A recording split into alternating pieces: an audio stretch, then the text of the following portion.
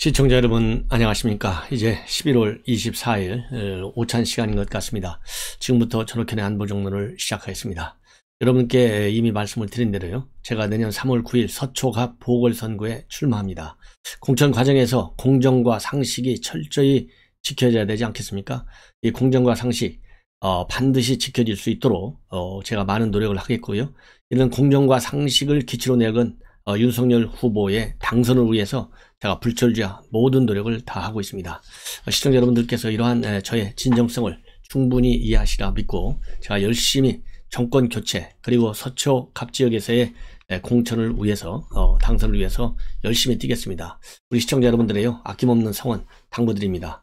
오늘 첫 번째 뉴스는요, 상당히 참 걱정되는 뉴스인데, 이 코로나 바이러스 확진자 수가 사상 처음으로 4,116명을 기록했어요. 그래서 작년 1월부터 시작한 이후에 최대 규모이고요, 위중증 환자가 무려 586명 최고치를 경신하고 있습니다.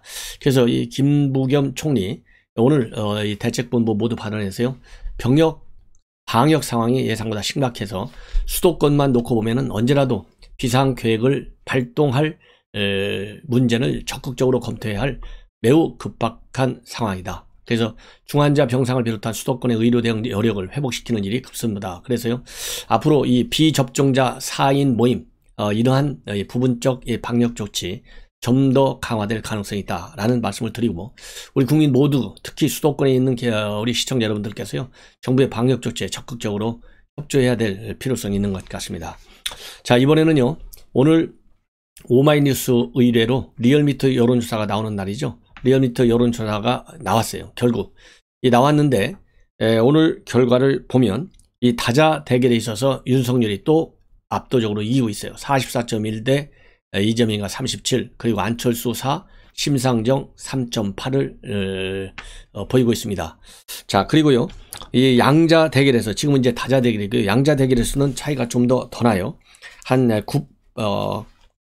9% 정도 차이가 나는데 48.9 대 39.3으로 윤석열 후보가 압도적으로 이기고 있습니다. 그리고 정권 교체 여론이요, 54.3 대 38.4, 그래서 16%나 정권 교체가 앞서고 있어요. 자, 그리고 이 여론조사는 11월 22일하고 23일인데요. 이렇게 해서 여론조사 리얼미터 마저도 우리 윤석열 후보의 우세를 점치고 있고, 제가 어제 심야방송에서도 말씀을 드렸지만은 월요일날 나온 KSOI 마찬가지로 40대 39.5, 이건 신뢰성이 의심이 된다, 더 이상 논의할 필요가 없다. 왜냐하면 김갑수라고 하는 진보 좌파 인사가 대표예요. 그래서 너무나 노골적으로 이 여론을 조작했다는 의혹이 제기되고 있기 때문에 이건 신뢰성이 없어요. 그럼에도 0.5%가 앞서, 그 다음에 어제 화요일날 발표가 됐던 여론조사 공정 오전에 발표됐던 43.2 대 36, 이것도 7% 차이. 그리고 어제 저녁 때 나왔던 알렌서치, 이것도 44.5 대 36.1, 8% 차이. 그래서요, 지금 이 흐름을 보면 네 군데 여론조사에서 전부 다 이기는 걸로 나타나요. 그래서 이제 승리 가능성이 높아지는데요, 이기느냐가 문제가 아니고, 제가 보기에는 이기는 게 확실한데, 제가 지난번에 경선할 때 윤석열 후보 5에서 10% 차이로 이길 것이다 그랬는데 딱 중간 7% 차이로 이겼잖아요. 그런 것처럼 이번에서요, 제가 보기에는 한 10% 정도 차이로 이길 수 있는 확률이 많다. 그런데 이게 10%가 문제가 아니고요, 50% 이상의 절대적 지지를 바탕으로 해서 이겨야만 됩니다. 그래서 시청자 우리 여러분들께서요, 이렇게 여론조사 기관에서 조금 우세하는 거 이걸로 만족할 때가 아니고 확실하게 승리를 굳혀야 돼요. 그 승리도 50%가 넘어야 돼. 왜냐하면 지금 180석의 민주당의 횡포 우리가 봤잖아요. 이 횡포 아무도 감당이 안 돼요. 왜? 속된 말로 무식하게 달려들으니까. 무식한 사람한테는요, 매밖에 방법이 없잖아요. 그러면 자유민주주의에서의 매 중에 제일 무서운 매가 뭐냐? 바로 이 정례적으로 찾아오는 선거 유권자의 심판이에요. 그래서 이번 정권 심판, 조금 전에 말씀드린 리얼미터에서조차도 16%나 앞서잖아요. 그래서 압도적으로 이런 정권교체 여론을 바탕으로 해서 우리 국민의힘 윤석열 후보가 50% 이상의 절대적 지지를 받게 당선돼야만이 민주당 의원들이 꼼짝을 못할 수 있다. 근데 이 사람들 워낙 억지 주장을 잘하니까 알 수는 없어요. 그럼에도 50% 이상의 지지를 받도록 해야 되겠다라고 말씀을 드리고, 자, 그 다음에 이제 조선일보, 제가 종종 여러분께 소개해드리는 홍영림 여론조사 전문 기자, 이 홍영린 기자가 분석을 했어요. 대한민국 재선 풍향계, 뭐 충청도 표심이 제일 중요하다고 하잖아요. 충청도 표심 중에서도 가장 뭐라고 그럴까요? 결정적 풍향계가 충북 여론조사예요. 이 충북 여론조사 1987년도에 직선제 부활 이후에 7차례 대선에서 전부 다 충북 지역 최다 득표자가 대통령에 당선됐어요. 그런데 이런 가운데 청주 KBS하고 한국갤럽이 어제 발표한 여론조사 이 지표를 보면 윤석열 후보가 앞서고 있습니다. 윤석열 후보가 39.7, 그리고 이재명이 34.9, 그래서 5% 앞서고요. 안철수 4.3, 심상정 4.1, 김동연 1.7입니다. 자, 이걸 보면 우리 윤석열 후보의 당선이 눈에 딱 보이잖아요. 다만 50%가 넘어야 돼. 이거 5% 차이 갖고는 안 돼요. 그러면 또 뭐 부정선거를 했네 안 했네 하고 또 난리가 나요. 예. 자, 그 다음에 이제 중요한 지표 중에 하나가요. 정권 교체냐 유지냐. 교체가 56.2, 유지가 35.4예요. 21%나 높아요. 이건 정권 끝나는 거예요. 예. 그 다음에 그러면 다음 대통령 우선적 과제 뭐냐. 부동산이 29.6%, 그 다음에 경기 활성화가 21.5%, 일자리 창출이 6.9%. 그래서 이 경제 문제가 말이죠. 도합 57% 정도가 돼요. 예, 여러분들 아시다시피 클린턴 대통령이 뭐라고 그랬어요? 바보야, 경제가 문제야, 이 얘기를 했잖아요. 여기에 딱 맞는 거예요. 그래서 내년 대선 바보야, 경제가 문제예요. 왜 바보야, 경제가 문제예요? 더 바보스럽게 경제를 망가뜨리는 문재인 정권이 있기 때문에 그렇게 되는 거예요. 그 다음에 정당 지지율 무려 9.6%나 국민의힘이 앞서요. 41.2 대 31.6. 그 다음에 대통령에 대한 긍부정 평가 39 대 58. 잘못하고 있다가 58이니까 19%나 높아요. 자, 그러면 긍부정 평가 19%니까 20% 육박. 그 다음에 정당 지지율이 10% 차이. 그 다음에 정권 교체 이것이 20%. 이거 끝난 거예요. 예, 이게 충청북도의 지표라 이거예요. 그래서 이 선거 이 전문가들 얘기가 충북 지역은 영호남과 다르다. 표심이 특정 정파에 치우치지가 않다. 그래서 선거 때마다 승자가 자주 바뀌는 지역이 바로 충북인데 7개 지역의 7번 대선에서 말이죠. 모두 충북 지역의 최다 득표자가 이겼어요. 그래서 지금 제가 여러분께 발표해드리는 청주 KBS 한국갤럽의 이 여론조사 결과 상당히 의미가 심장하다. 이렇게 제가 강조해 드리고 싶습니다. 예. 자, 이제 윤석열과 김종인 이 모든 기사가 결별과 봉합 기로다. 이렇게 나오고 있는데 왜 그러냐면요. 지금 공이 누구한테 가 있나요? 윤석열 후보는 기다리고 있다 이렇게 얘기했어요. 1, 2일간. 그러니까 어제 하루고 오늘 이제 이틀째 지나는 거예요. 내일부터는 이제 답이 오거나 말거나 이제 윤석열 후보의 맞으면 숨긴 수가 나와야 돼. 그럼 김종인 비대위원장이 어제 뭐라고 그랬냐? 2, 3일 후에 입장을 발표하겠다. 그렇게 얘기했어요. 그렇기 때문에 이제 봉합과 기로. 그러면서 나는 이제 일상으로 돌아간다. 정치회의 같은 거 하고 싶지 않다. 이런 얘기를 했거든요. 이러는 가운데 이준석 대표는 이번 갈등의 핵심은 김병준 위원장의 임명 문제 때문이다.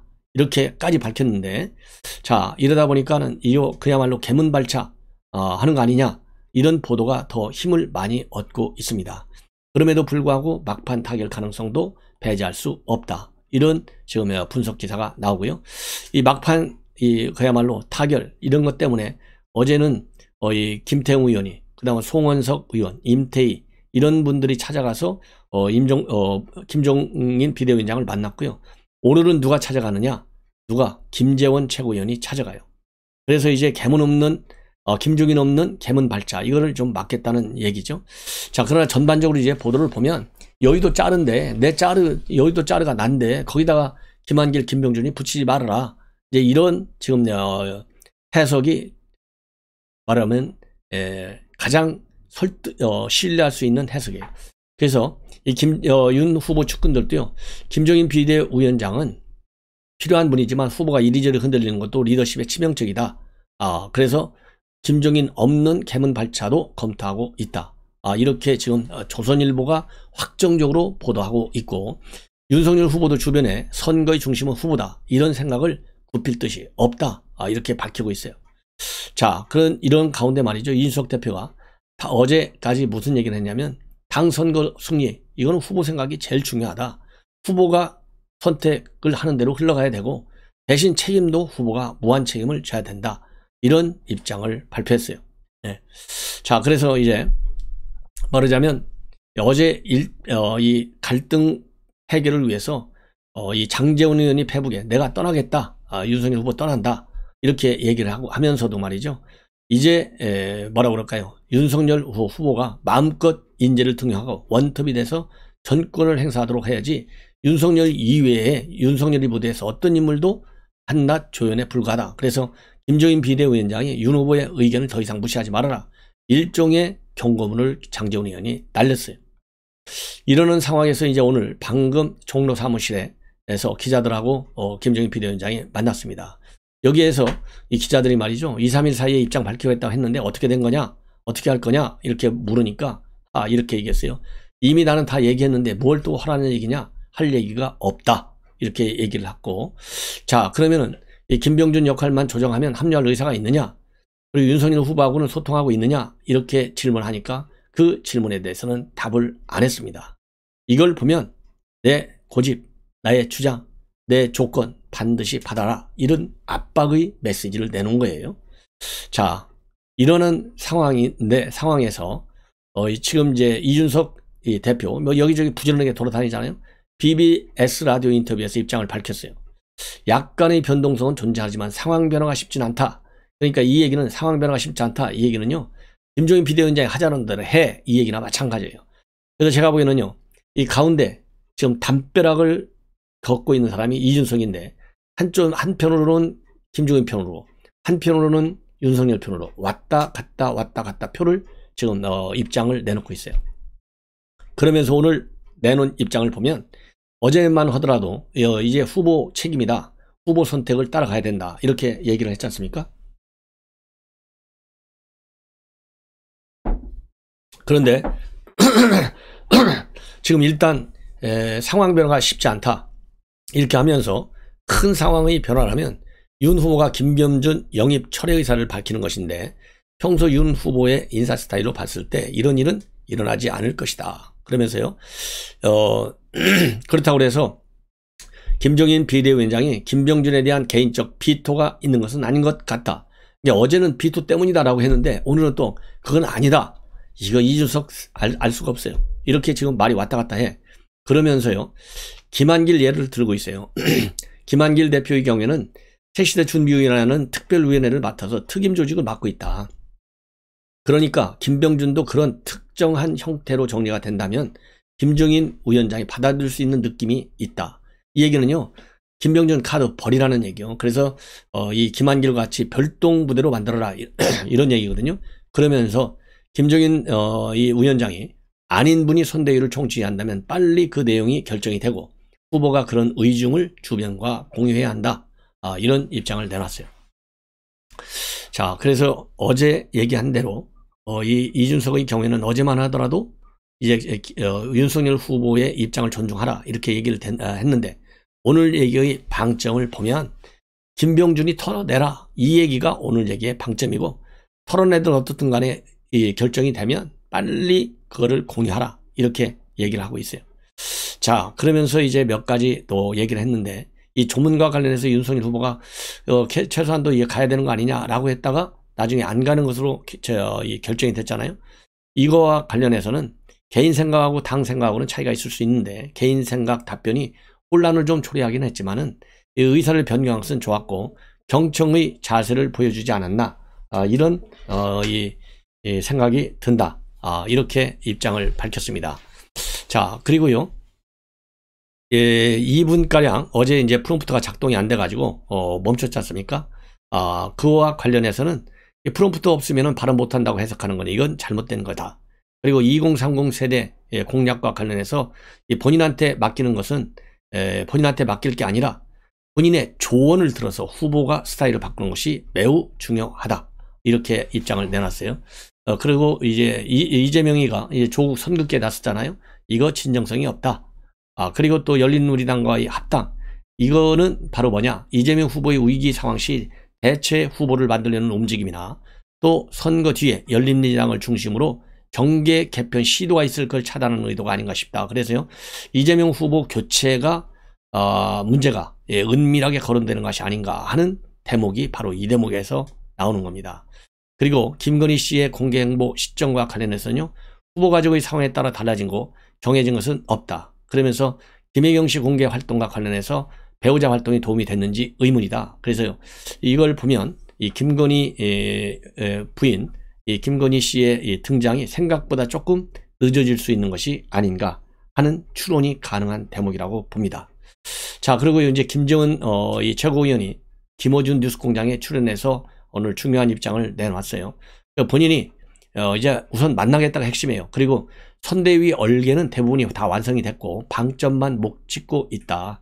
이번 주 결론을 내야 하는데 한다고 하면서 이 김종인과 그다음에 이 김병준 이 모두 그리고 이제 윤석열 다 민주당과 싸우고 정권 교체해야 되는 대의적인 목표가 일치하기 때문에 사소한 문제고 합류가 200% 확실하다. 그리고요, 민주당 인사들이 김종인 위원장과 물밑 접촉했다라고 하는 일부 보도에 대해서 민주당이 못 먹는 감 찔러본다고 해서 갈 뿐이 아니다. 그러면서 김종인 위원장은 정권 교체에 도움이 될 뿐이기에 생각을 펼칠 수 있는 여건을 만들어줘야 한다. 그래서요, 이 김종인 비대위원장이 말하자면 누울 수 있는 공간을 만들어줘라. 즉 명분을 깔아주면 돌아올 것이다. 이건 뭐 제가 그동안에 논평한 거하고 맥락을 같이 합니다. 그리고요, 이 김병준이 견제하려고 하는 것이 아니냐 이런 문제와 관련해서는요, 김정인 위원장이 그런 것에 구애받거나 굴하지 않을 뿐이다.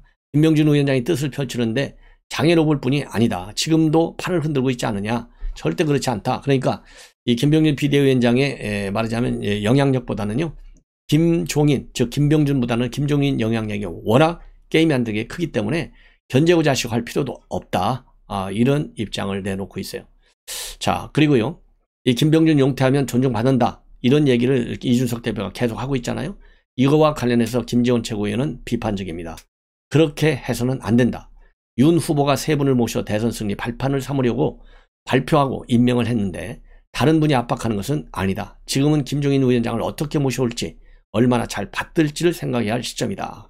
그러면서요, 이 대표가 답답해서 한 말인 듯 하고 김병준 위원장도 개념치 않을 것이다. 그래서 이준석 대표를 밀어붙이는 듯 하면서도 나름대로 상당히 좀 조심스러워하는 그런 대목을 이 상황에서 뭐라 그럴까요? 읽을 수 있는 것 같습니다. 자, 이렇게 해서요, 지금 이제 오늘 뭐라 그럴까요? 김병준 위원장을 김재원 최고위원이 만나고 나면 또 보도가 나올 것 같아요. 그래서 그때 여러분께 또 빠르게 여러분들을 또 뵙도록 하겠습니다. 자, 이러는 가운데요, 지금 이제 관심사항 중에 하나는 과연 김한길 전 대표가 이끄는 새시대 준비위원회가 뭘 할 것이냐, 그리고 정말 성공할 것이냐. 새시대 준비위원회가 성공한다는 얘기는요, 새시대 준비위원회는 어떤 거냐, 윤석열 후보가 직접 밝힌 얘기가요, 정권 교체를 열망하면서도 국민의힘과 함께하기를 주저하는 중도, 그 다음에 합리적 진보, 이런 분들을 함께할 수 있는 플랫폼이다. 이렇게 얘기했거든요. 그러니까 백개문 빼고는 전부 다 이 새시대 준비위원회에 와서 정권 교체에 앞장설 수 있는 역량을 키워나가자 이거거든요. 그리고 이제 임재훈 이 전 보좌관, 이분도 정권 교체를 원하지만 국민의힘에 바로 입당하기는 꺼린 분들, 이런 분들을 갖다가 모으는 것이 새시대 준비 목표다. 한마디로 백개문 빼고는 다 영입한다는 뜻이다. 그러면서요, 굳이 사회적으로 명성이 있는지를 따지지 않고 소소한 감동을 줄 수 있는 인물을 모실 계획이고, 조직 구성에 대한 구상을 마친 뒤에 본격적으로 인물 영입에 나선다. 그리고 이 김한길 위원장은 이미 영입할 명단을 다 쓰고 있다고 들었다라고까지 밝히고 있어요. 자, 그래서 이 파급력이 어느 정도나 클 것이냐, 이게 관심사항인데 전반적으로 상당히 파급력이 클 것이다. 예를 들어서 이 김한길 하면요, 창당 전문가라고 이렇게 평가를 받기도 하고요. 이 김한길 대표도 지난 21일 날 국민의힘도 이제는 중원을 향해서 두려움 없이 몽골 기병처럼 진격했으면 좋겠다라고 얘기를 하고 있는 걸로 보면, 호남, 그 다음에 중도, 비문, 반문 세력의 폭넓은 이 지지를 받고 있는 이 김한길이기 때문에 바로 이 대대적인 인물들 영입을 해서 민주당의 지지 기반을 많이 무너뜨리는데 기여할 것이다. 그래서 민주당 입장에서도 굉장히 압박을 받을 수밖에 없을 것이다. 그래서 이제 민주당 고립시키는 전략에 상당한 성공이 있지 않겠느냐, 이런 기대를 많이 하고 있는 것이 전반적인 평가이고, 다만 민주당만은 이제 김한길 위원장이 정계를 떠난 지 오래됐기 때문에 건강도 안 좋고 큰 영향은 없을 것이다. 이렇게 폄훼하고 있습니다. 자, 시청자 여러분, 이것으로 오늘 첫 방송을 마치고 잠시 후에 다시 여러분들을 찾아뵙도록 하겠습니다. 시청자 여러분들께서요, 알람을 설정해서 많이 들어주시면 고맙겠다라는 말씀을 드리고, 제가 서초갑 보궐선거에 출마할 예정으로 있습니다. 제가 부족한 점이 많이 있지만은 정권 교체를 위해서, 자유민주주의를 지키기 위해서, 그리고 서초갑의 자존심을 지키기 위해서 제가 열심히 뛰겠습니다. 시청자 여러분들의 많은 성원 당부드립니다. 감사합니다.